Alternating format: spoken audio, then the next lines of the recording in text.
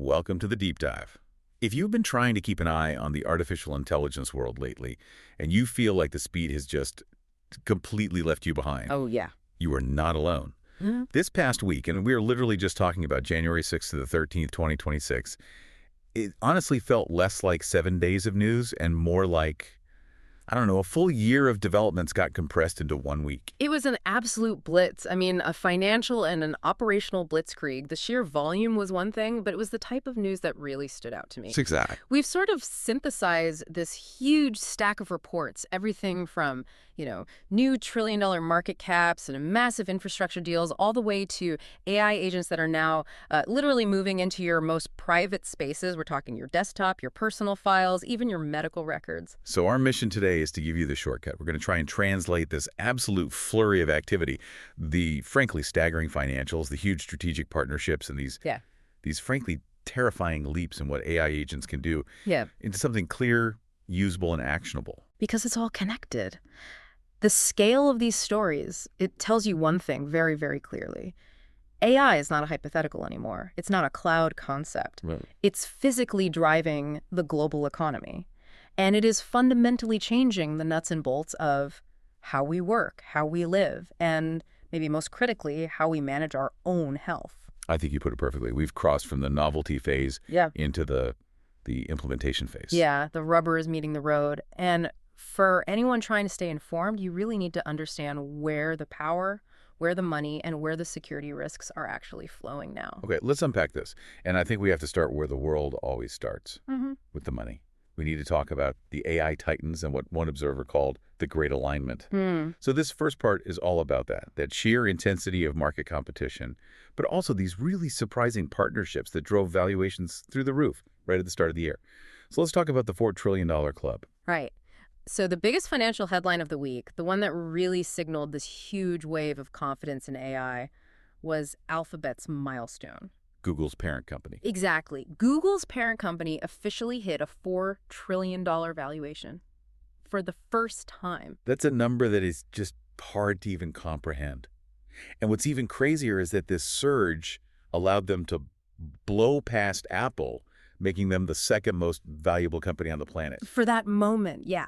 Yeah. Only trailing Microsoft. And you have to remember, Alphabet is only the fourth company ever to hit that $4 trillion mark. It's such an elite club. It is. It's NVIDIA, Microsoft, Apple, and now Alphabet. But the reason for Alphabet's surge is what's important. It's pure AI momentum. Mm-hmm. Their stock had jumped an incredible 65% across 2025 alone. That level of growth actually outperformed all of its peers in that, Wall Street elite group they call the Magnificent Seven. And for anyone listening, that's just shorthand for the biggest, most influential tech companies that are basically driving the entire market right now. Yeah, right. And for Alphabet to outperform all of them, it's a huge signal. A 65% growth in a single year is just, Yeah. it's stunning. And the sources were really clear that this was tied directly to excitement over their AI strategy, specifically the Gemini model and the commercial success of tools like their Nano Banana image generator. It feels like investors have finally truly bought into Google's AI story. They've overcome those earlier doubts about whether they could actually monetize all that amazing research they've been doing for years. And just to put all of this into perspective, Yeah. the absolute peak of that mountain is getting even higher. Oh, yeah. NVIDIA, the company making the chips, the actual physical hardware that's fueling this whole revolution. They recently crossed an even more mind-boggling $5 trillion valuation. And that confirms the hierarchy, right? The raw compute, the enabling hardware from NVIDIA, is still seen as the single most precious asset. And then right behind that is the successful deployment of these big commercial models like what Alphabet is doing. But the fight isn't just between the big guys, is it? We saw huge funding rounds outside that traditional sphere, showing that there's just so much capital out there hungry for a serious player. You're talking about XAI. Elon Musk's company. They raised a colossal $20 billion in their Series E funding round. $20 billion. And that wasn't even their goal. They actually exceeded their $15 billion target. And this wasn't just a regular funding round. This was a really strategic move about securing access to compute power. And who participated tells that story, right? It tells a whole story. The funding was supported by key players like NVIDIA and Cisco Investments. So what does getting an investment from NVIDIA actually mean in practical terms? Is it just cash? No, it's so much more than cash. An investment from NVIDIA is widely seen as a golden ticket. It's a guarantee of high-priority access to their GPUs, the very chips that everyone is fighting for. So they get to jump the line. They get to jump the line. This funding ensures xAI can just massively scale its infrastructure, build out some of the biggest GPU clusters in the world, and really position themselves to compete with the big guys on raw model size and speed. It shifts the competition from being just a software problem to a brute force infrastructure problem. Which is those investors are paying for. Exactly. Okay, so here's where things take a really defining turn. Because the biggest strategic move of the week wasn't a fight. It was an alliance, the Apple-Google AI deal. This is monumental for the entire industry. I mean, this is a multi-year deal where Apple, the company famous for its walled garden, for prioritizing in-house everything. The company built on secrecy and total control. Yes. They chose Google's flagship Gemini AI models to power the next generation of Apple intelligence features. Okay, but hold on. Isn't that a massive strategic risk for Apple? Their entire brand is built on controlling the experience from the chip all the way up to the software.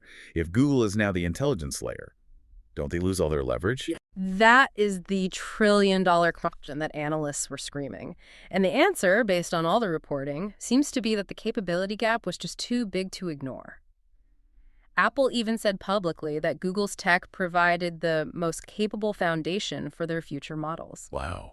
It's basically Apple admitting that building an equivalent model from scratch would have taken them years and probably hundreds of billions of dollars, and by the time they finished, the market would have moved on without them. This deal is just a pragmatic, aggressive move to close that gap immediately. So it's an admission that the cutting edge, at least for now, is outside their walls. Yeah. What does this actually mean for someone using an iPhone or a Mac every day? Well, the immediate thing is better tools, faster. The deal is going to specifically power a more personalized Siri coming this year. Thank goodness.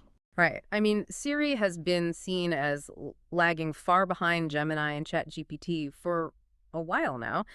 This partnership is Apple basically hitting the accelerator on its assistant by just plugging into Gemini's massive scale and language understanding. So for you, the listener, it just means your devices are about to get a whole lot smarter, and it'll be Google tech running under the hood. And like the sources said, this just validated Google's AI leadership in a way a stock price never could. Yeah. I mean, this was probably the key driver for Alphabet hitting that $4 trillion valuation. The market saw that even their biggest rival had to pay them to use their models. It's the ultimate validation, but we have to transition now from those market highs to the inevitable ethical lows. Right. Because while these companies are celebrating these huge valuations driven by their capabilities, the regulatory pressure is just rising so sharply, and it's being fueled by the misuse of this exact same technology. And the Grok image restriction is the perfect, immediate example of that tension. Elon Musk's Grok chatbot, specifically its image generation tool, got hit with massive global criticism because it was allowing users to create really offensive content. Specifically sexualized and nude images, often non-consensually. And the response from X was, well, it was swift, but it drew a lot of criticism for not being enough. They just restricted the feature to paying subscribers only. So they put it behind a paywall. Right. It's a clear attempt to control access and, mitigate the immediate legal risk by making it a little harder for casual bad actors. But it doesn't actually fix the underlying problem, which is that the model's safety guardrails are just too easy to get around for a determined user. And the real-world legislative response came just as fast. We saw news that the UK is now set to enforce a major new law, specifically targeting the creation and distribution of non-consensual deepfake images. And it was fueled directly by these concerns over Grok and similar models. This is the critical feedback loop we're in now. A company releases a product, it shows a safety failure, public outrage follows, and then governments immediately react with targeted laws. The tech is just moving way faster than the social and legal frameworks we have to contain it. The industry is playing catch-up with its own inventions. Constantly. Okay, so if part one was about the money and the big strategic alignments, part two is about a fundamental shift in where the AI actually lives and what it does. We're moving from models in the cloud to agents that operate directly on your local computer. Which brings us to Anthropic's launch of Cowork. Right. So Cowork is Anthropic's new desktop agent. You can think of it as the friendly consumer version of their developer tool, Claude Code. It's packaged for non-technical users, for the rest of us who don't want to live in a command line. And it launched as a research preview for their top-tier subscribers, Claude Max users, on macOS.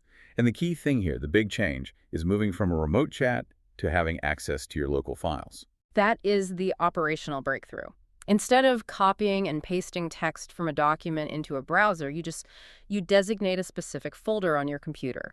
And they call this a sandbox. And that term, sandbox, is really important for the listener here, isn't it? Yeah. Because we're about to give an AI access to our private files. We need to know that a mistake isn't gonna, delete our entire hard drive. Exactly. The sandbox is a quarantine zone. It drastically reduces the blast radius of any error or misuse. The AI can only read, edit, or create new files inside that one specific folder you've approved. It can't touch the rest of your operating system. Okay, that makes sense. And the examples they gave really show how useful this could be. Like, imagine you have a cluttered, messy downloads folder.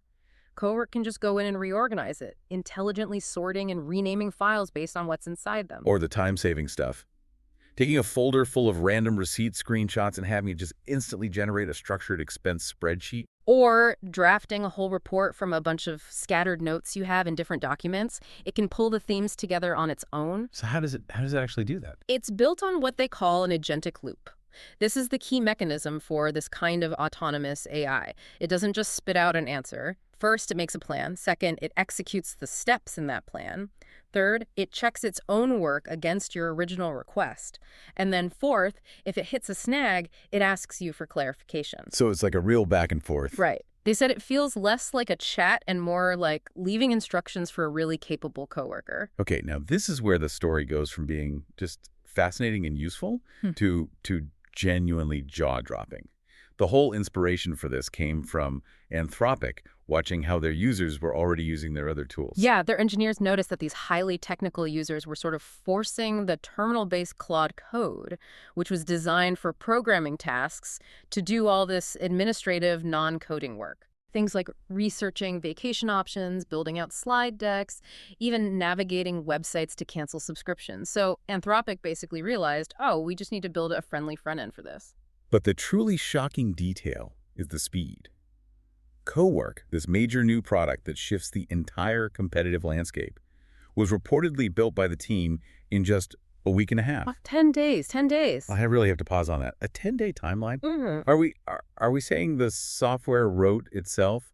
I mean, that's just an unfathomable speed for developing a major new product with deep OS integration. The speculation was immediate and widespread, right? That Claude Code itself must have written most of Cowork. One person online put it very bluntly. Claude Code wrote all of Claude Cowork. Can we all agree that we're in at least somewhat of a recursive improvement loop here? And if that's true, what does a 10-day R&D cycle even mean for global competition? It means we've hit a huge qualitative shift. It's what people call a recursive improvement loop. The systems are now accelerating their own development faster than human R&D cycles can keep up. If your AI coding agent can build and deploy a whole new non-coding desktop agent in 10 days... Then the bottleneck isn't the intelligence anymore. No, that's solved. The bottleneck becomes workflow integration and user interface. And if the AI can build the interface faster than humans can, then the companies that master this internal loop will just widen the competitive gap exponentially. That speed doesn't just change R&D. It changes how much time we have to prepare for the technology. And it immediately puts Cowork in direct competition with Microsoft's Copilot, but with this very different sandboxed folder-based approach. And it's not totally isolated, right? It can connect to other services. Correct. It integrates with their ecosystem of connectors for things like Asana, PayPal, and it can also pair with a Chrome extension to automate tasks on the web, like filling out forms. Okay, so let's talk about the risks. When you move from a chatbot that suggests edits to an agent that actually makes the edits, the stakes go way, way up. An AI that can reorganize your files can also, theoretically, delete them. And Anthropic was unusually transparent about this. They explicitly warned users in their launch materials that the agent can take potentially destructive actions, such as deleting local files, if it's instructed to. Wow. They also acknowledged the threat of prompt injection attacks, where someone could hide instructions in a file that would trick the AI into bypassing its safety rules. They basically admitted that agent safety is still an active area of development. That admission just confirms what security researchers have been screaming for months, The protections will always have holes. You can always craft a prompt to trick the model. The more capable the model, the more ways there are to break it. And that's why Anthropic made another huge security announcement that week, the launch of their advanced constitutional classifiers. Okay, so constitutional classifier is not just a simple filter. Right. No, it's a much more sophisticated safety layer that sits on top of the language model. It basically forces the AI's output to stick to a predefined ethical constitution, a set of rules, before it ever gives you the answer. And they said these are designed to defend against those universal jailbreaks. What was their primary focus for this upgrade? Their primary focus was on queries related to the production of CBRN, Which is? chemical, biological, radiological, or nuclear weapons. Oh. This tells you everything you need to know about where their priorities are.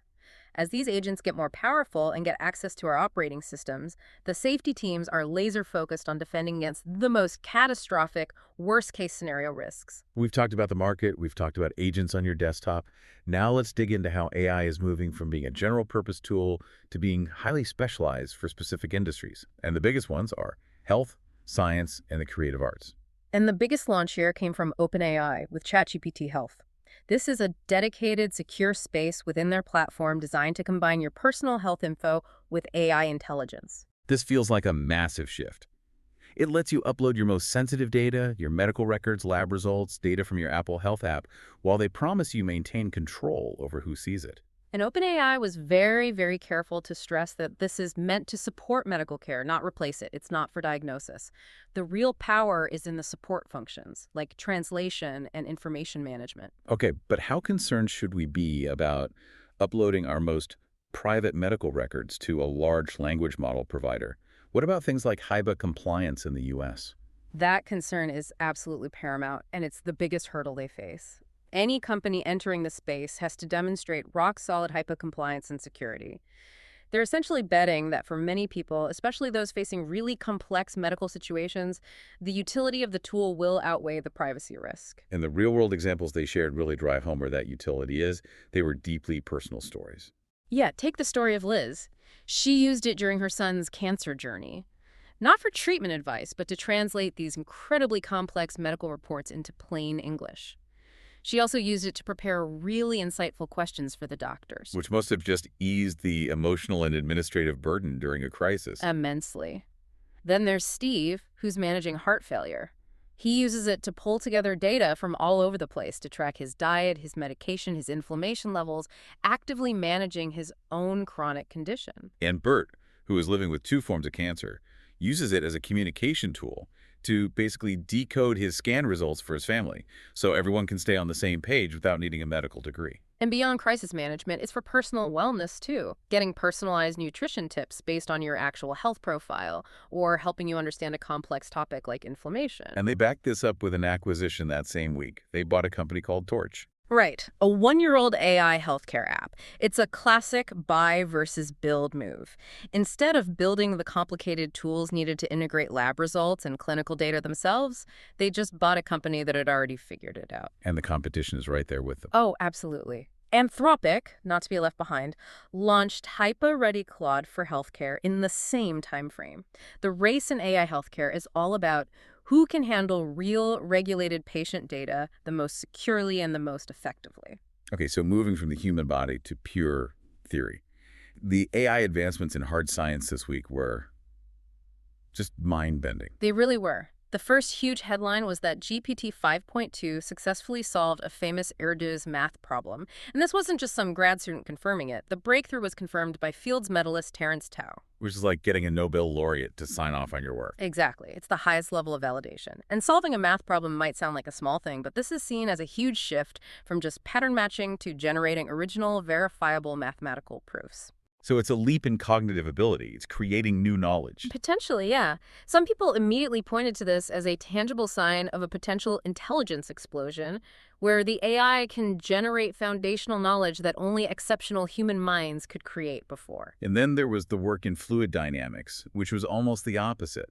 They used AI not to solve a problem, but to find a flaw in the known laws of physics. Yeah, they used it to hunt for glitches in the Navier-Stokes equations, which, for anyone listening, are the fundamental equations that describe how fluids move everything from water in a pipe to air over a wing.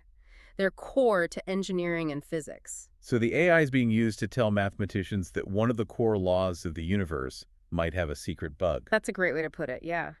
They were looking for these things called unstable singularities points, where the math just breaks down. Finding one carries $1 million prize. So AI is being used not just to follow our rules, but to question the very laws of physics we rely on. It's questioning reality itself. In a way, yeah. And the last area of specialization is the creative world, which has been wrestling with AI for years. This week brought a huge partnership in music. Universal Music Group, UMG, partnered with Stability AI to co-develop professional AI music tools. And the focus here is a paradigm shift, training the AI responsibly and getting artist feedback before it's released to the public. So this is about creating fully licensed, commercially safe tools, which directly addresses the biggest point of friction the industry has had: training on unlicensed music. That's the key. Stability AI's stable audio model was trained exclusively on licensed data. This partnership signals a path forward for the whole industry. Commercial AI tools have to be built on licensed, attributable data, not by scraping the internet and waiting for the lawsuits. And then a fun one from gaming. Sony patented a ghost player AI for PlayStation. Yeah, the idea is clever. If you get stuck on a really hard part of a game, you can call down an AI ghost of your character. It can then either show you how to beat that part or just do it for you. So it's an AI agent designed to prevent you from throwing your controller at the wall. Exactly. Recreational assistance. Okay, let's shift gears completely now. Bro. From the digital and the abstract to the intensely physical. None of this can run without immense tangible infrastructure.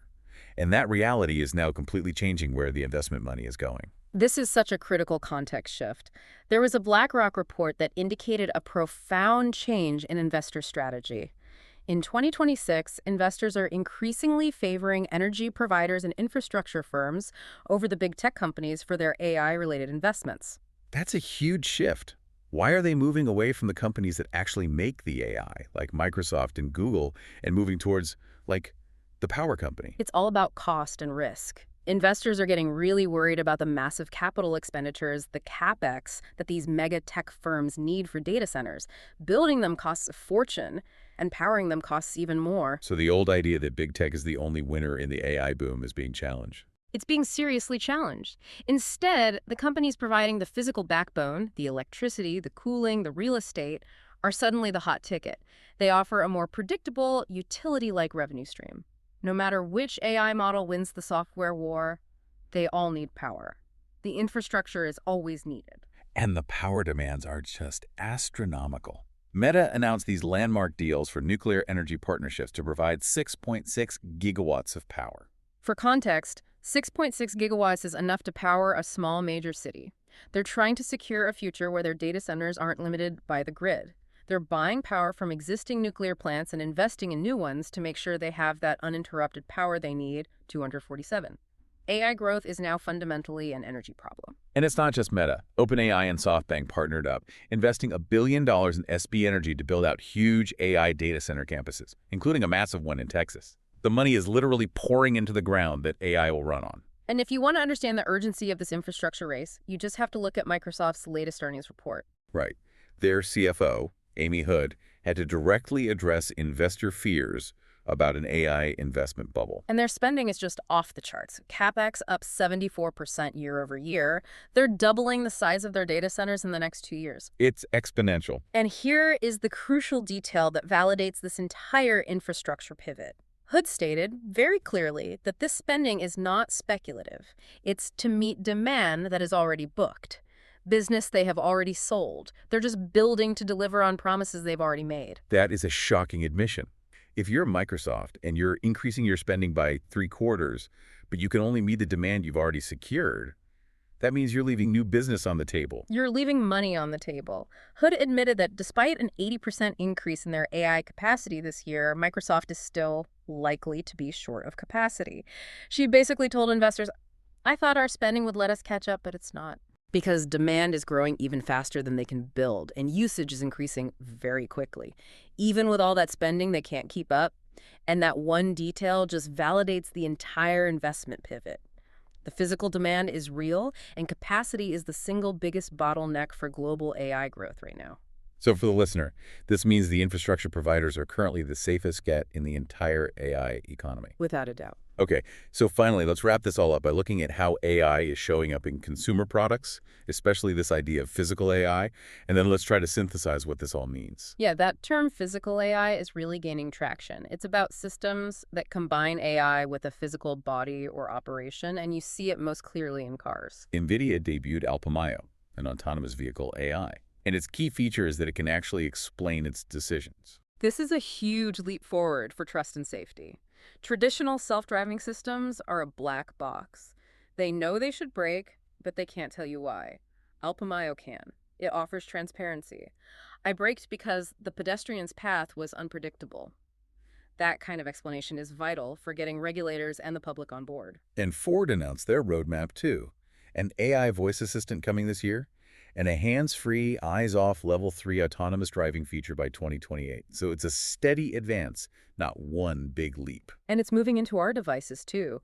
Lenovo unveiled the Cure AI assistant for its laptops and Motorola phones. Ugreen unveiled intelligent storage with AI-powered file search. It's all about integrating AI into the hardware we use every day, making that co-work desktop agent idea a widespread reality. This whole idea of the augmented human was clearly on the public's mind too. One of those clicked news items of the week was about 15 new AI projects that will make you superhuman. People are very aware of the promise of personal augmentation. So if we step back and try to synthesize this incredibly packed week, I think there are 4 key takeaways for anyone trying to understand the strategic landscape. Okay, first, what's the impact on our jobs and our privacy? Yeah. I guess that's agent integration. Exactly. What this week shows is that your desktop, where you keep your most private files, is now the new frontier for AI automation. Agents like Cowork are here, and that means you have to immediately start thinking about sandboxing, security, and being really critical about what files you give any AI access to. Second, the nature of the competition is changing. It's moving toward specialization versus generalism. Right. The big partnerships, Apple, Google, OpenAI Torch, UMG Stability, they show the fight, is now in specialized, high-value areas like health analysis and licensed content creation.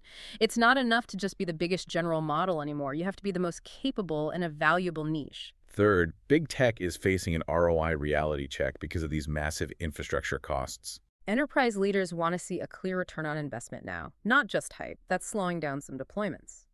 But the one place where the ROI is guaranteed is in the infrastructure itself, which is why investors are pivoting to energy and data centers. And finally, we have to come back to the ultimate risk, inherent vulnerabilities. The research confirmed it again this week.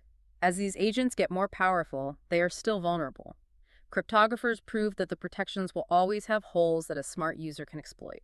The more powerful the agent, the more urgent the need for these transparent constitutional safety layers, which is why Anthropic is so focused on defining those rules for things like CBRN protection. So to summarize this incredibly dense week, we saw AI validated by these massive multi-trillion-dollar valuations.